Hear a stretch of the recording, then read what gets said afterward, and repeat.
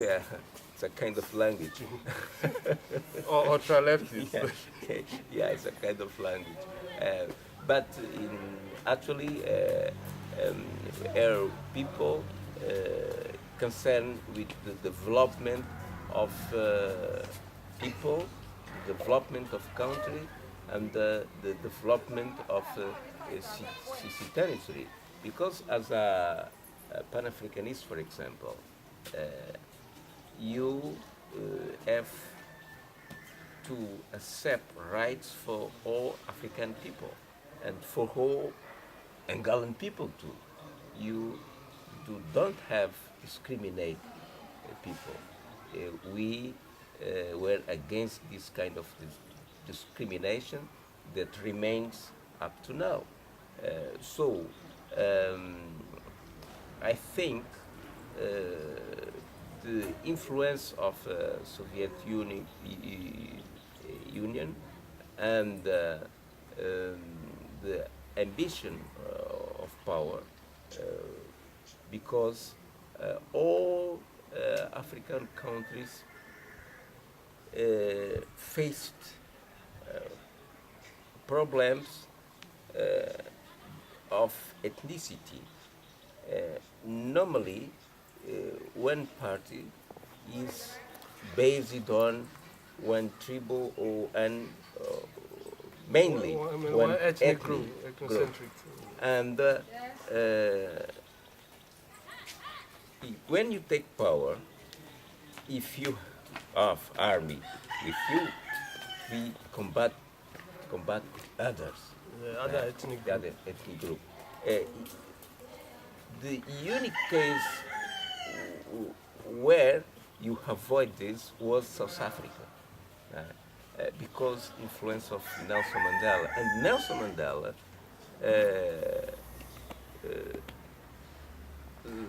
spoke to Angolan authorities,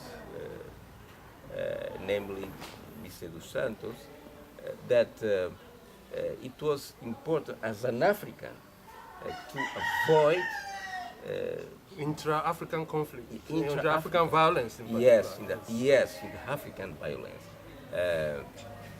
In South Africa, Buthelezi was practically manipulated in past by apartheid authorities. But Nelson Mandela came to him to make peace.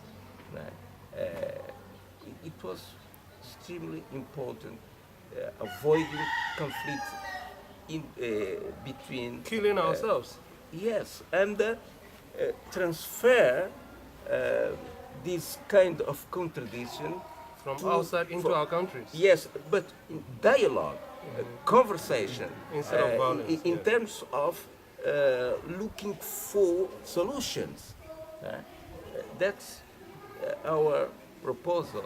But MPLA was absolutist in his power and don't want this kind of situation. Yeah, you know there's sometimes driving at which we are not talking about. What happened to you as a person?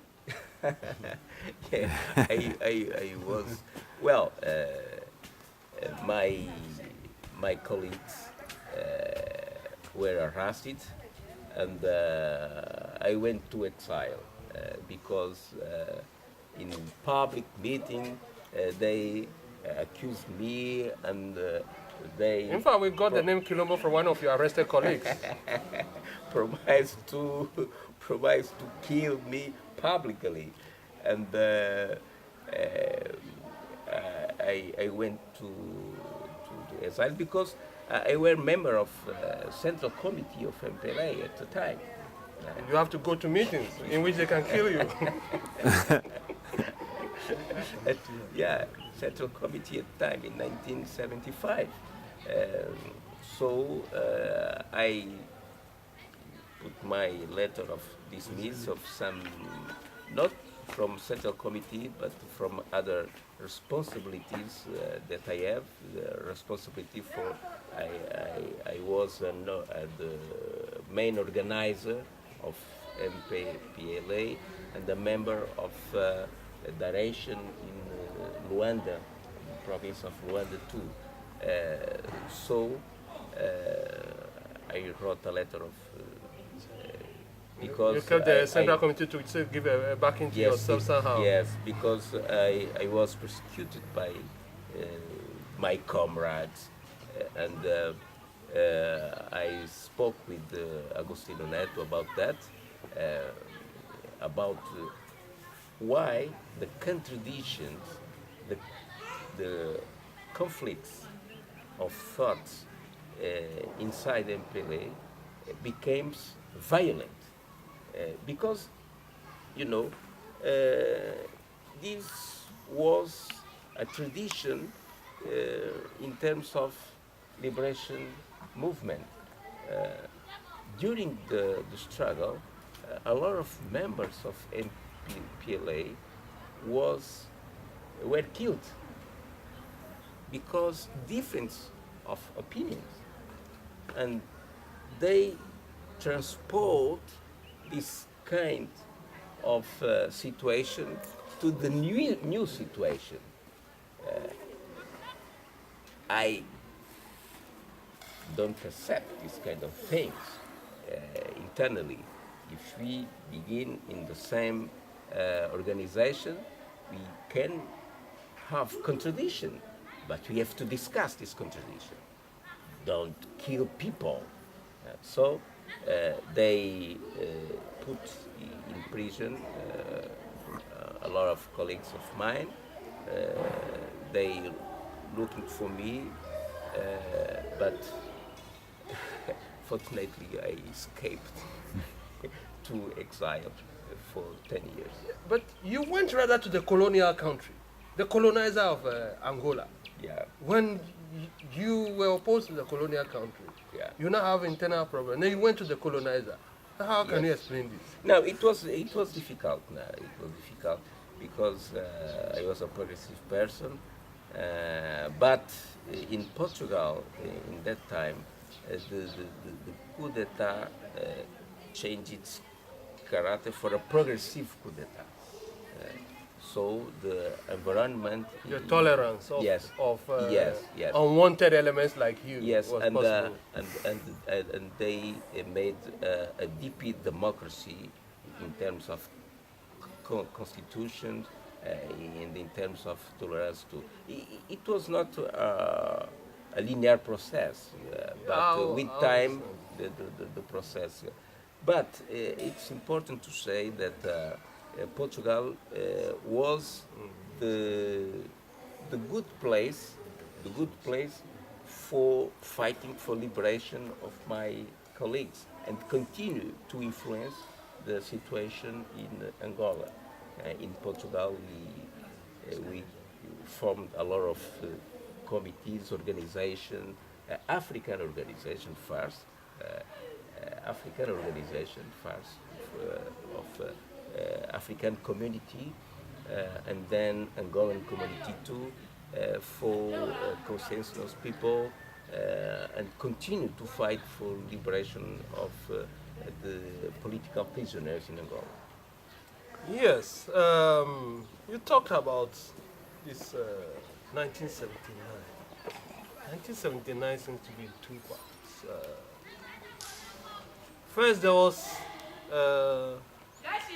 15th May 1979 rebellion before the June 4th more successful rebellion. How do you see the two link?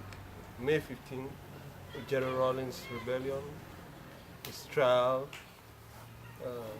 his rebellion involving people like Gachiko, Ali Yamo and Co. Then the June 4th. Were they linked?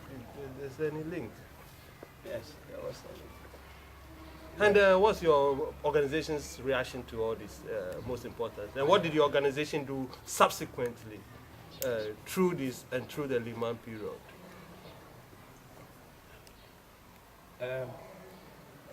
When May 15th took place, that one was confined mainly to men from the Air Force, Gachiko, and then after May 15th, Rawlings and the May 15th rebels were put to court. And you see, about that time, before, just around May 15th, you see that the political balance of forces was such that something the Pan-African Youth Movement anticipated that something is happening in the army. We were well informed. And so we said, okay, the current of change, we must at least establish a bridgehead, because we had absolute faith in the fact that you cannot prosecute a genuine people's change only relying on the army as an institution. Therefore, at least with the link with the trade unions and others, we decided to initiate, but in the name of what we call Rawlings Defense Fund.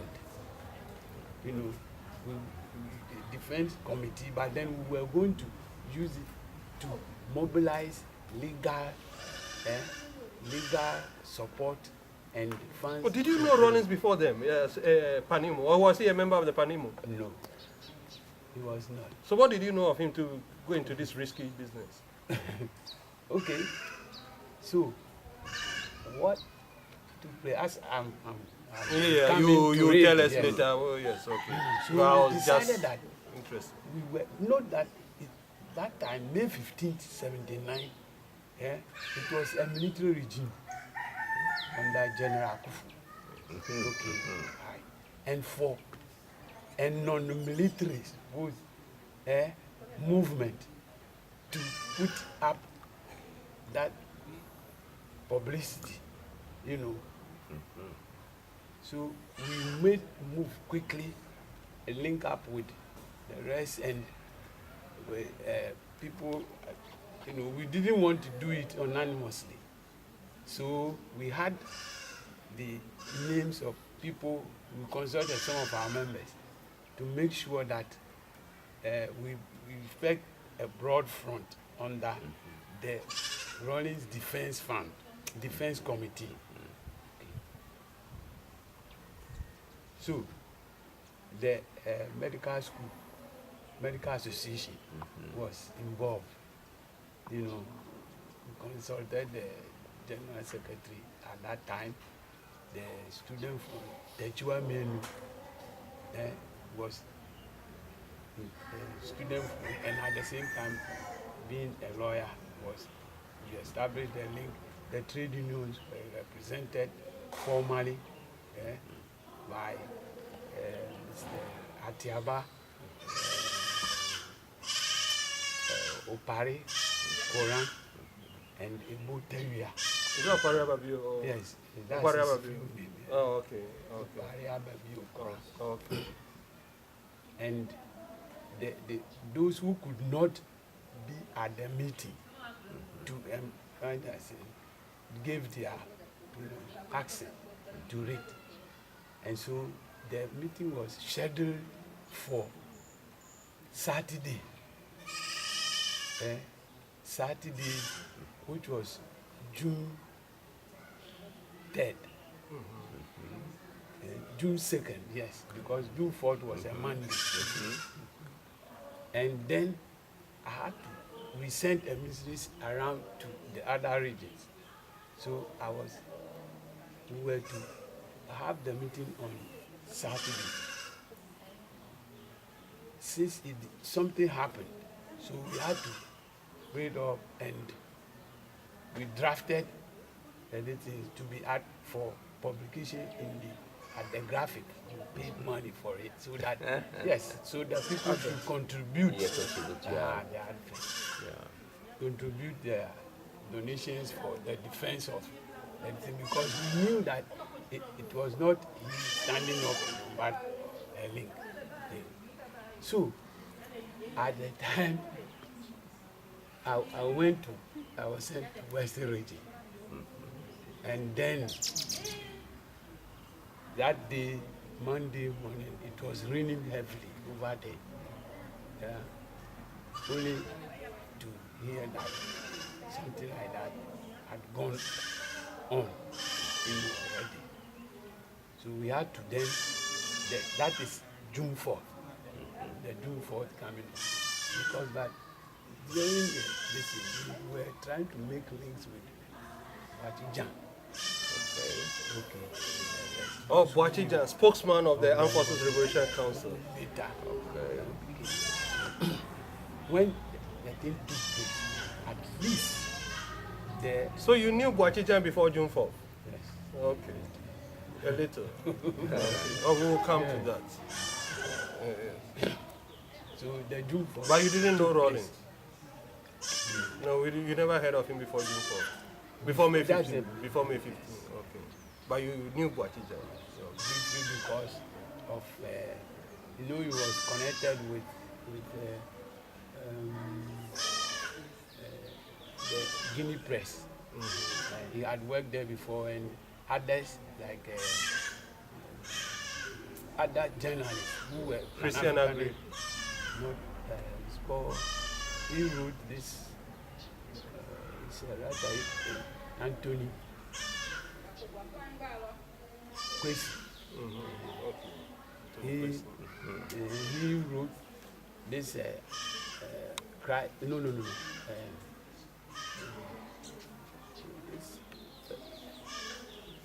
Play the struggling black race. He was still a spectator, and sometime we went there, and that's where we met Wachi.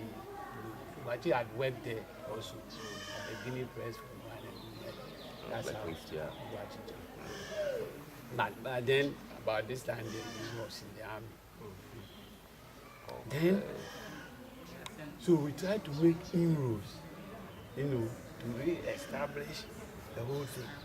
But all of a sudden, the move together was bashed by, with the June 4th. Not June 4th. June 4th was not in existence then. No, but by the action. I mean the June 4 action. Yeah, it preempted the whole thing. But luckily, they set up a timetable. So we had to then. But those that held on was mainly Banch and Four and Wachi. Because... Oh, you knew Banch too? Banch and Four? Oh, you knew him through the AFAC? You knew him through Batijan? Okay. Not the guy, but then mention his name. This thing. But they were to hand over. So the programmed handing over was 24th September 79. 79. And that was a Monday. So you remember the day. And on good memory. 24th. So on 22nd, which was a Saturday, the potential Pan-African Youth Movement and all the rest were then the left movement, the nascent movement was starting to build up. So we were able, we met Wachi, You met Wachi? Yes. Was Rawlings also there? No. Oh, you are going to explain something to me later. Yes, let's go. But we knew the trend of thoughts of. So we met Wachi at the ATTC, Accra Technical Training. Oh, not far from Central. Yes. When we were coming, we passed there. I nearly was going to point out to this man a Saturday. Okay. But and other representatives were about 22. But most of them were also working class. And other maybe so. And there he suggested that they were then going to initiate, because the handing over details of the conflict which was going on, that after handing over, they have agreed to maybe give Liman, the incoming government, free hand to operate. And to him, he saw them at least for now as as allies somehow. That the PNP as an ally. So they will be leaving. And then he suggested the initiation of the monarchs. Movement on National Affairs. First. And to have a publication, the message, to be organized, by other people who were in it. So they had to then leave. Well, along the line, it appeared, but because he could foresee that the man was not the best. Yeah, that the tendency for things to maybe revert to nothingness was there. So at least we entreated on him that maybe he should not leave the country. But it appears it was like these were some of the terms, So he had to leave, and then it took about 27 months, right? And the second coming of Lawrence, took place. Okay. So in Portugal, what were you doing?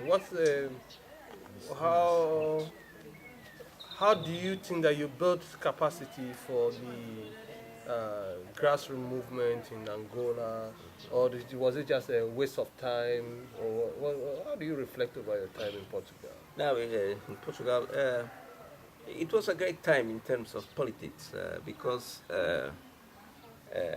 first I were a worker in Portugal and a student too, and I'm fighting with Portuguese people of their rights in terms of So you were not neutral to the internal politics of Portugal as a progressive person, yes, like many of our immigrants do when they go outside. Now barriers in this case. I was in solidarity, and I participate in a lot of demonstrations in Portugal. I give my opinions as a student too, and I contact with the politicians in terms of influence the authorities in Angola for release my colleagues. I met people, for example, who were in prison with Agostinho Neto and discussed with them the problem in Angola, and they signed for liberation. Were they Angolans in prison or Portuguese in prison with him? The people you met, were they Angolans or Portuguese? No, Portuguese. Portuguese who were in prison together with Agostinho? Together Agostinho Neto in Portugal. In Portugal? Because Agostinho Neto was in prison in Portugal too. So I contact several political parties and personalities to influence the situation in Angola, and I organized the communities, Angolan, Cape-Verdean, Guinea-Bissau, and so on, to study the problems of our countries and engage in a culture and with the communities in terms of consciousness of the problems, new problems of our countries too. And Portugal was still important to me also in terms of contact others, not Portugal only, but in France, in United Kingdom. I came there, and I contact other African politicians, Africans from Dahomey, from Dahomey, from Now Benin and Burkina Faso. Yeah, Burkina Faso too. So it was a good experience to me, to know a lot of people, to know new politicians, to know people from my generation, because a common situation, I think, happened in several countries. Throughout Africa. Yes, yes. Group of people didn't accept the new power because they were oppressed power. And that kind of people were repressed, were expelled by the government. And we meet that people outside Africa. And we combine strategies for keep on fighting in our countries too. And networking as well. Networking strength, so, like we always say in Kilombo. So every time, every day, political work comes in now. Politics 24 hours. Yes, no stopping. At Kwame the Afful, same time, I did I'm my going to best. give you a number of questions at a go. Well, I'm getting a bit confused. Lehman. Hila Lehman, he contested elections against CPP in 1954. Hila Lehman, he was again one of the drafters of the Constitution in 1969, which in its preamble considered the Nkrumah period as tyranny. So how come he was now the leader of the party which appeared to me to be Nkrumah's party? Because they used to say, Krobaduse used to say PMP, President Nkrumah's party. Then to you yourself, you never knew Rawlings. You knew Boachija. You knew Bachanfor. They had escaped. They had gone outside. Then all of a sudden, here you were, working with this Jerry John Rawlings, who you never knew, in the 31st December coup d'etat's aftermath, in the days of the Provisional National Defense Council. How do we fix all these contradictions? I know it's two loaded questions, but I know that you have the capacity to deflate it. Well, you see, with the demand problem, note that when Nkrumah was in exile, when Nkrumah was in exile, the CPP, as I told you, by 69, up to 69, they were proscribed. Apart from that, there was an attempt to collapse it completely by saying that since when the return to civilian constitutional rule in 69, there was this idea that they should try and drive off, the party, the leftover of the CPP. So they have the Comrades Belegbedeman faction of Yes. the CPP coming back to replace the Nkrumah faction. So, then they interpreted the constitution and said that because Imoro Igala had faced he had faced the commission of inquiry, that is therefore cleared for 10 years, he cannot contest any political office, contest for political office. So, but at the time, the feeling of most people was this, that